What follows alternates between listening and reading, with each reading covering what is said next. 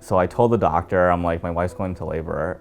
And he's like, okay, we're gonna get you out of here as soon as we can. So I was thinking to myself, now I'm having a baby, now I have to start hemodialysis. This is like 2 huge changes in my life. And I was concerned because I wasn't sure if I'd be able to handle it all at the same time.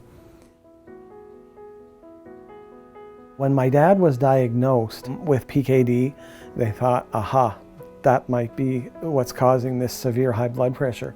So then they put me through a battery of tests, at which time I was about age 29, and it was confirmed that I had polycystic kidney disease. And sadly, my son has it as well.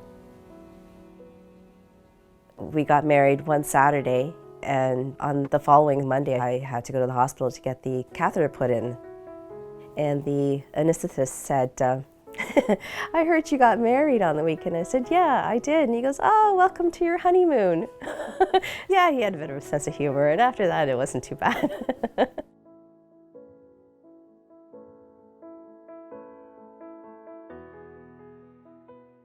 We always wanted to have a family, and it was actually right before I got sick where we decided that we were gonna start, trying to have a family.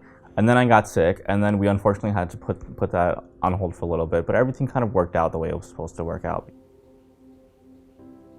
Not everybody at your workplace is going to understand that you have to go to doctor's visits every 6 weeks, and it doesn't just take a half an hour or even an hour. It takes a while because you have to see your nurse, you have to see your doctor, then there's a dietitian, there's a social worker. They want to make sure that you're doing well, and you want to take care of yourself as well. If you don't have your health, you really don't have much. Dialysis isn't a walk in the park. No matter which way you slice it, it's not fun. But frankly, the alternative is a whole lot worse. There's complications and there's issues with every type of dialysis, but you just have to roll with the punches. And if you get knocked off the horse, get right back on and ride and keep on going.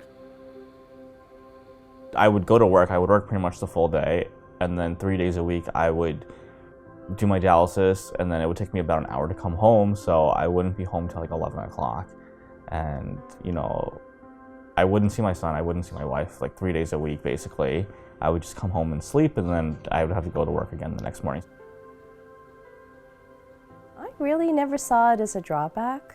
I'm a very positive person, so everything that I went through, it always had a positive spin to it. So, I could get my feet wet.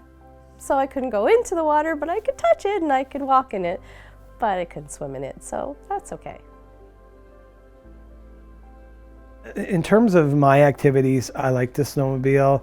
I do curl. I have to be careful not to fall on the ice. I cannot do any contact sports. That's definitely off the list. I like to cook, and I think my interest in cooking has increased a lot more since my renal failure, because I can't just like go out and buy something from the store because I don't really know what's in it. So I have to make it at home, and I have to use alternatives. I feel like because of that, it gave me a new hobby. I would say just stay focused on the good things in life, because there's still, those good things that you have in your life are still there. They're not going away. They're still there, and there's more to come. You just have to make that adjustment.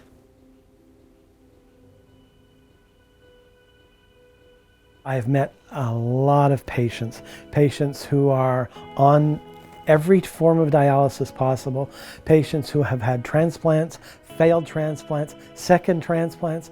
I've met so many people, and the people who do well are the people who are determined to make the best of this. You know what? You can't change it. You got to live with it, so you try to live with it as best you can. Honestly, I would encourage anybody that's on dialysis, if you want to travel, they make it so easy for you nowadays. It's amazing that you can just do about anything, and you never have to feel like just because I'm on dialysis, you're restricted. You're not. It was a big life change, of course, but it wasn't as much of a change as I anticipated, because I was able to really work it into my life. I like to think of my dialysis as a little sandbox where it's just this little corner of my life, and it doesn't interfere with anything else that's going on. I do it when I need to, and then that's it. When my back was to the wall, I switched into high gear, and I have done anything and everything that they have asked me to do. And as a result, I mean, you know, my kidneys were supposed to fail 6 months, 8 months ago, and now they're thinking I still have another couple of years. If you are diagnosed, don't think it's the end of your world. It's not. It's just a shift in your life. It's not all-encompassing. There's so many people along the way that will help you. It's incredible. Instead of thinking negative, I would think positive, because it's not a bad experience, it's just a different experience.